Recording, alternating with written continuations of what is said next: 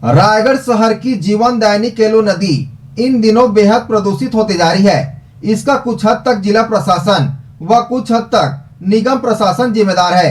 जहां इस नदी के पानी से शहर की 2.25 लाख लोगों की प्यास बुझती है, वहीं नदी से लगा हुआ कचरा डंपिंग यार्ड से बरसात में निकलने वाली पानी इस नदी को हर रोज प्रदूषित कर रही है और प्रशासन मौन नजर आ रही है। शहर की केलो नदी जहां के पानी से शहर की 2.25 लाख आबादी को पीने का पानी मुहैया कराया जाता है, नगर निगम के द्वारा नालों से सप्लाई किए जा रहे हैं। इसी पानी से न सिर्फ शहर वासियों की प्यास बुझती है, बल्कि लोग इसे निस्तारी के लिए भी उपयोग करते हैं। लेकिन वास्तविकता ये है कि ये पानी बेहद प्रदूषित है और इसकी वजह है नदी से लगा हुआ कचरा डंपिंग यार्ड, जहां न सिर्फ मेडिकल वेस्ट डंप किए जाते हैं, बल्कि पूरे शहर का कचरा भी डंप किया जाता है। नदी से ठीक लगे इस डंपिंग यार्ड से हर महीने 400 ट्रक कचरा डंप किया जाता है।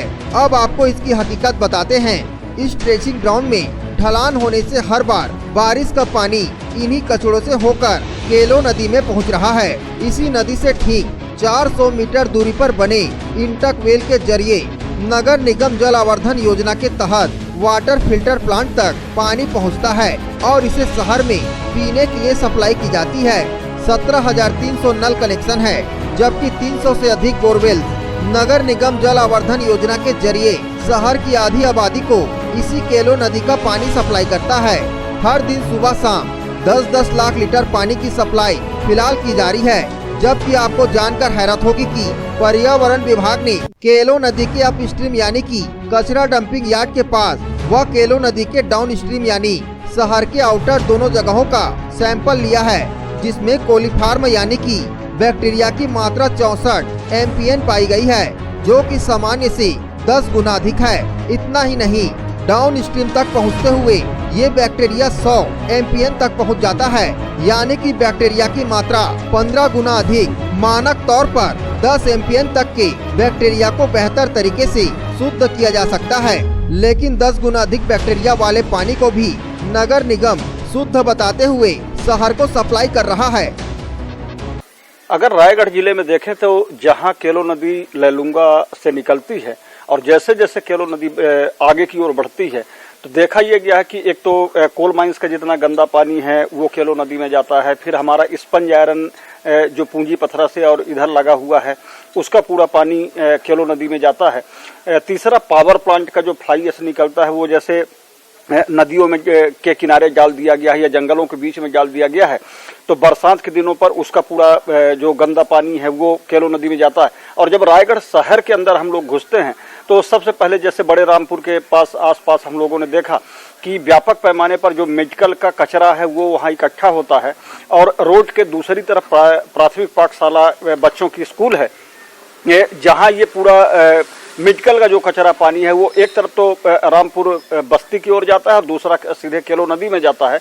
और फिर रायगढ़ शहर के अंदर देखें कि रायगढ़ शहर के जितने नाले हैं उनका सबका गंदा पानी जो है वो केलो नदी में जाता है। तो रायगढ़ जिले का जो सामान्य जो प्रदूषण की मात्रा है वो लगभग 10 से 11 गुना ज़्यादा है।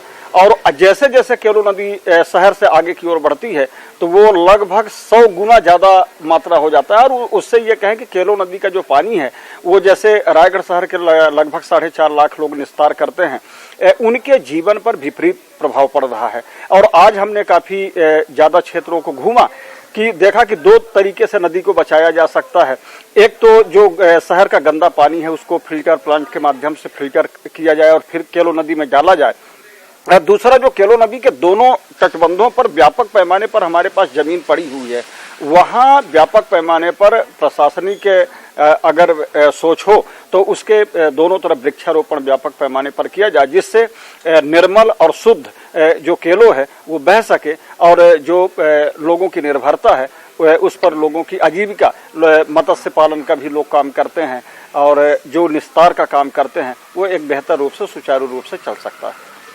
उद्योग जो कि अपने दूषित जो केमिकल वगैरह रहते हैं वो सब उसमें फ्लो करते हैं, उन्हें क्या संदेश देना चाहिए? देखिए, सबसे बड़ी बात यह है कि आज अगर कोविड-19 की हालत देखो तो ये एक साफ होता है कि जिस तरीके से हम लोग प्राकृतिक के साथ खिलवाड़ किया है और आज उसका कोविड-19 जो है वो उसका एक परिणाम है। हम सब की नैतिक जिम्मेदारी हो, चाहे वो उद्योगपति हो, चाहे इस देश के किसान हो, चाहे हमारी राजनीतिक दल हो, चाहे हमारा प्रशासन हो, अगर हम लोग सब लोग मिलकर अगर प्रकृति को नहीं बचाएंगे तो आने वाले समय पर इसका भी परिणाम जो है हम ही सबको भोगना पड़ेगा।